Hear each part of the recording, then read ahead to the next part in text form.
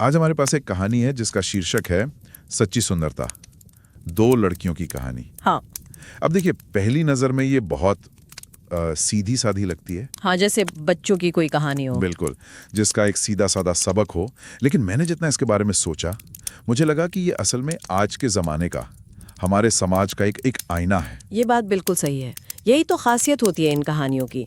ये समय के साथ इसीलिए बनी रहती हैं क्योंकि मतलब ऊपर से तो एक संदेश देती हैं, पर जब आप इनकी परतें खोलते हैं तो गहरी सच्चाइयां सामने आती हैं। हाँ, इंसानी बर्ताव के बारे में, हमारे सामाजिक ढांचे के बारे में। ये कहानी सिर्फ बाहरी और भीतरी सुंदरता की नहीं है, ये उससे कहीं ज्यादा है। और आज हमारा मकसद भी यही है, इसकी परतों को खोलना, ये समझना कि समाज किसी को सुंदर और किसी को बदसूरत का लेबल कैसे देता है, और फिर उस लेबल का उन इंसानों पर क्या असर पड़ता है, और हमारे आसपास के लोगों पर भी। हाँ। तो चलिए आरती और किरण की इस दुनिया में चलते हैं और देखते हैं कि ये कहानी हमारे अपने पूर्वाग्रहों के बारे में क्या कहती है। तो कहानी की शुरुआत होती है दो किरदारों से जिनमें जमीन आसमान का फर्क है। एक तरफ है आरती, जिसे कहानी में गांव की सबसे सुंदर लड़की बताया गया है। हाँ, गोरा रंग, बड़ी बड़ी आंखें, मतलब लोग कहते हैं कि भगवान ने उसे फुर्सत में बनाया है।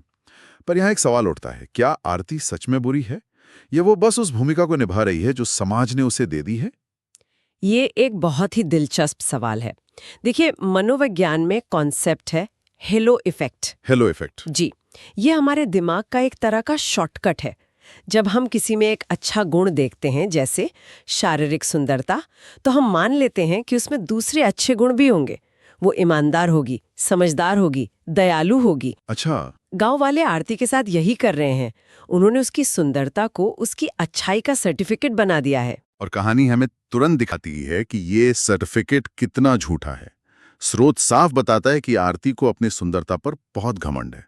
वो किरण से तो मतलब बात तक नहीं करती। मुंह फेर लेती है। हाँ, उसे देखकर। तो यहाँ एक टकराव है ना, उसके बाहरी रूप और भीतरी सच्चाई में। लेकिन लोग इस टकराव को नजरअंदाज क्यों कर रहे हैं? यहाँ एक और मनोवैज्ञानिक पहलू काम करता है। कॉग्निटिव डिसोनेंस कहते हैं इसे। Cognitive dissonance. मतलब गांव वालों ने मान लिया है कि आरती एक देवी जैसी है। अब जब वो बुरा बर्ताव करती है तो उनके दिमाग में एक बेचैनी होती है कि जिसे हम इतना अच्छा मानते हैं वो ऐसा कैसे कर सकती है। समझ गया। तो इस बेचैनी को दूर करने के लिए वो या तो उसके बुरे बर्ताव को नजरअंदाज करते हैं या उसे छोटी मोटी बात मानकर भूल जाते हैं। और आरती के नजरिए से सोचिए, जब समाज आपको लगातार बताए कि आप परफेक्ट हैं, तो आप भी यही मानने लगते हैं ना। तो ये तो आरती की कहानी है। अब सिक्के का दूसरा पहलू देखते हैं। किरण, उसकी दुनिया तो इससे बिल्कुल अलग है। बिल्कुल उलट। कहानी के मुताबिक उसका रंग सांवला है, चेहरा थोड़ा झुलसा हुआ, एक आंख भी थोड़ी छोटी है। बच्चे उसका मजाक उड़ाते हैं, बड़े भी उससे दूरी बनाए रखते हैं। किरण के साथ मतलब हेलो इफेक्ट का ठीक उल्टा हो रहा है, जिसे कभी-कभी हॉर्न इफेक्ट भी कहते हैं। Horn effect? हाँ, समाज उसकी बाहरी कमियों को देखकर ये मान लेता है कि उसमें कोई अच्छा गुण होगा ही नहीं, जबकि कहानियां में बताती है कि वो पढ़ाई में होशियार है, दिल की साफ है। लेकिन ये किसी को नहीं दिखता। किसी को नहीं। ये दिखाता है कि समाज में लुकिज्म यानी रंग रूप के आधार पर भेदभाव कितना गहरा है। और ये सिर्फ कहानी की बात नहीं है। कई स्टडीज हैं जो बताती हैं कि क्लासरूम में टीचर अनजाने में ही सही पर ज्यादा आकर्षक दिखने वाले बच्चों पर ज्यादा ध्यान देते हैं। हाँ, और कहानी इस बात पर जोर देती है, ये पक्षपात सिर्फ बच्चों तक नहीं है। स्कूल के शिक्षक भी तो हर कार्यक्रम के लिए आरती को ही चुनते हैं। और किरण हमेशा की तरह बस पीछे बैठ के तालियां बजाती है। सोचकर भी बुरा लगता है। एक बहुत ही मार्मिक लाइन है जहां वो मन में सोचती है, काश लोग मेरे दिल को भी देख पाते। और ये सिर्फ एक इमोशनल लाइन नहीं है, ये पूरे सामाजिक ढांचे पर एक सवाल है कि नहीं? जब शिक्षक जो अधिकार की जगहों पर बैठे हैं इस तरह के पूर्वाग्रह को बढ़ावा देते हैं तो वो इसे सामान्य बना देते हैं। सही बात है। वो किरण जैसे बच्चों को एक संदेश दे रहे हैं कि तुम्हारी काबिलियत, तुम्हारी मेहनत, तुम्हारी बुद्धिमानी का कोई मोल नहीं है, क्योंकि तुम सुंदरता के तय मानकों पर खरे नहीं उतरते। ये किसी के आत्मविश्वास को मतलब पूरी तरह से तोड़ सकता है। इसीलिए तो रात में भगवान से उसका सवाल इतना गहरा लगता है, क्या सुंदर न होना इतना बड़ा अपराध है? ये सुनकर लगता है कि वो सिर्फ अपने लिए नहीं पूछ रहे। बिल्कुल। ये हर उस इंसान का सवाल है जिसे कभी उसके रूप रंग की वजह से कम आंका गया हो। यहाँ एक और सामाजिक सिद्धांत काम कर रहा है जिसे सोशल प्रूफ या ग्रुप थिंक कहते हैं। Group think. हाँ, मतलब जब गांव के ज्यादातर लोग एक ही तरह से सोच रहे हैं कि आरती अच्छी है और किरण बुरी, तो कोई भी इस सोच पर सवाल उठाने की हिम्मत नहीं करता। सबको लगता है कि अगर इतने सारे लोग ऐसा मान रहे हैं तो यही सच होगा। बिल्कुल, और शिक्षकों का व्यवहार इस ग्रुप थिंक को और भी मजबूत कर देता है। और फिर इसी ग्रुप थिंक को तोड़ने के लिए कहानी में एक बहुत बड़ा मोड़ आता है। बाढ़। हाँ, गांव में बाढ़ आ जाती है। एक प्राकृतिक आपदा जो किसी का चेहरा या सामाजिक रुतबा नहीं देखती, वो सबके लिए बराबर है। संकट के क्षण अक्सर समाज के बनाए हुए मुखौटों को उतार फेंकते हैं। ये एक तरह के ग्रेट इक्वलाइजर होते हैं ना? है ना? सही कहा। जब तक सब कुछ सामान्य चलता है, हम अपने बनाए हुए सामाजिक नियमों में जीते हैं, लेकिन जब जान पर बनाती है, तब सिर्फ एक चीज काम आती है, आपका चरित्र, आपकी असलियत। और यही हमें देखने को मिलता है। हाँ। पानी के तेज बहाव में आरती का पैर फिसलता है और वो नदी में गिर जाती है। और सब चिल्लाते हैं, पर कोई उसे बचाने के लिए आगे नहीं बढ़ता। कोई नहीं। वो सारे लोग जो उसकी सुंदरता के गुण गाते थे, जो उसे देवी मानते थे, वो सब किनारे पर खड़े रह जाते हैं। उनकी तारीफ, उनका सम्मान, सब खोखला साबित होता है। ये एक बहुत शक्तिशाली दृश्य है। ये दिखाता है कि सतही गुणों पर बना सम्मान कितना नाजुक होता है। वो एक विचार की पूजा कर रहे थे, एक इंसान की नहीं। बिल्कुल। और जब उस इंसान को मदद की जरूरत पड़ी, तो वो विचार किसी काम नहीं आया। और फिर वो होता है जिसकी किसी ने कल्पना भी नहीं की होगी, किरण, जिसे सबने हमेशा नजरअंदाज किया था, जिसे कोई कुछ नहीं समझता था। हाँ वही। वो एक पल भी सोचे बिना नदी में कूद जाती है, अपनी जान की परवाह किए बिना वो आरती को बचाकर बाहर ले आती है। यह एक एक्शन गांवों की सालों की सोच पर एक तमाचा है। ये शब्दों से कहीं ज्यादा शक्तिशाली है। जब सारे तथाकथित समझदार लोग डर कर पीछे हट गए, तब वो लड़की जिसे समाज ने सबसे कमजोर समझा था, उसने असाधारण साहस दिखाया। और निस्वार्थता भी। कहानी यहाँ ये साबित कर रही है कि सच्ची सुंदरता और ताकत चरित्र में होती है, चेहरे के नक्शों में नहीं। वो बाढ़ का पानी सिर्फ गांव की धूल नहीं धो रहा, वो लोगों के दिमाग पर जमी पूर्वाग्रह की परत को भी धो रहा है। जब आरती को होश आता है, वो खुद को किरण की गोद में पाती है।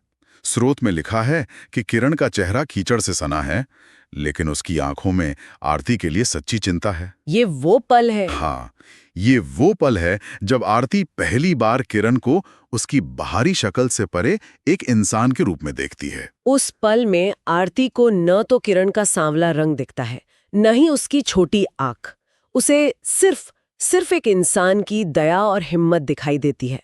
धारणा का, परसेप्शन का पूरा ढांचा उसी एक पल में टूट जाता है। और आरती रोने लगती है। वो कहती है, मैंने हमेशा तुम्हें नीचा दिखाया और आज तुमने मेरी जान बचाई। ये सिर्फ एक माफी नहीं है, ये उसकी पूरी दुनिया के उजड़ कर फिर से बनने जैसा है। और इस पे किरण का जो जवाब है वो इस कहानी का दिल है। वो मुस्कुराकर कहती है, जान बचाने के लिए सुंदर होना जरूरी नहीं, दिल का अच्छा होना काफी है। इस एक लाइन में कितनी गहराई है। बहुत ज्यादा। ये एक दार्शनिक बयान है। किरण ने ये नहीं कहा कि देखो मैं तुमसे बेहतर हूं या अब तुम्हें अपनी गलती का एहसास हुआ। उसके जवाब में कोई कड़वाहट नहीं है। बिल्कुल नहीं। इतना कुछ सहने के बाद भी उसका दिल साफ है, और यही उसकी असली सुंदरता है। उसका ये जवाब दिखाता है कि वो आरती से बहुत ज्यादा परिपक्व और बुद्धिमान है। ये भावनात्मक बुद्धिमत्ता का एक बेहतरीन उदाहरण है। और इस घटना का असर सिर्फ आरती पर नहीं होता, गांव वालों की सोच भी बदल जाती है। लोग पहली बार किरण को इज्जत की नजर से देखते हैं, लेकिन क्या हमें किसी की कीमत समझने के लिए हमेशा किसी चमत्कार या आपदा का इंतजार करना पड़ता है? दुर्भाग्य से अक्सर ऐसा ही होता है। समाज अपनी बनी बनाई धारणाओं में इतना सहज हो जाता है कि उन्हें तोड़ने के लिए एक बड़े झटके की जरूरत पड़ती है। लेकिन ये कहानी हमें आज के दौर से भी जोड़ती है। अगर आप सोचें तो आज का सोशल मीडिया आरती के गांव का एक ग्लोबल वर्जन ही तो है। अरे वाह, ये तो आपने बहुत दिलचस्प बात कही। इसे थोड़ा और खोलते हैं। देखिए, सोशल मीडिया पर भी तो हम हेलो इफेक्ट को हर रोज देखते हैं। एक आकर्षक तस्वीर पर हजारों लाइक्स, और हम मान लेते हैं कि उस इंसान की जिंदगी परफेक्ट है, वो बहुत खुश और सफल है। बिल्कुल। सोशल मीडिया ने लुकिज्म को और भी ज्यादा बढ़ा दिया है। हम अपनी जिंदगी का एक एडिटेड, फिल्टर्ड और क्यूरेटेड वर्जन दुनिया को दिखाते हैं। यहाँ आपकी तस्वीर ही आपकी पहचान बन जाती है। हाँ, आरती को तो सिर्फ एक गांव की तारीफ मिल रही थी। आज के इन्फ्लुएंसर्स को लाखों लोगों से वैलिडेशन मिलता है, और ठीक वैसे ही जो लोग उन मानकों पर खरे नहीं उतरते, उन्हें या तो नजरअंदाज कर दिया जाता है या ट्रोल किया जाता है। किरण जैसी कितनी ही आवाजें इस शोर में दब जाती हैं। और कहानी का अंत भी बहुत प्रतीकात्मक है। आरती विनम्रता सीखती है और कहती है, असल सुंदरता चेहरे में नहीं, इंसानियत में होती है। और किरण, वो पढ़ लिख कर अध्यापिका बनती है। हाँ, वो लड़की जिसे ज्ञान होने के बावजूद कभी सम्मान नहीं मिला, अब वो दूसरों को ज्ञान बांट रही है। ये एक परफेक्ट सर्कल है ना? किरण अब अगली पीढ़ी को वो सिखाएगी जो उसने जिंदगी से सीखा है, कि लोगों को उनके चरित्र से परखना चाहिए, उनके कवर से नहीं। और आरती, जो सिर्फ अपनी बाहरी सुंदरता पर जीती थी, अब आंतरिक मूल्यों को अपना लेती है। दोनों किरदार अपनी अपनी यात्रा पूरी करते हैं और एक बेहतर इंसान बनते हैं। कहानी का संदेश साफ है, चेहरे की सुंदरता अस्थायी है, पर किरदार की सुंदरता वो हमेशा रहती है। तो ये कहानी हमें दिखाती है कि जिसे हम सुंदरता कहते हैं, वो अक्सर बहुत सतही होती है। हमारा समाज, हमारे स्कूल, यहाँ तक कि हमारे सोशल मीडिया फीड्स भी हमें लगातार बाहरी दिखावे के आधार पर लोगों को आंकने के लिए मजबूर करते हैं। बिल्कुल। लेकिन असली सुंदरता दया, साहस और इंसानियत जैसे गुणों में छिपी होती है, जो शायद संकट के समय ही सही, पर आखिरकार सामने आई ही जाती है। इस कहानी में बाढ़ एक उत्प्रेरक का काम करती है, एक कैटलिस्ट का, जो किरण के असली चरित्र को उजागर करती है और समाज के पूर्वाग्रहों को धो डालती है।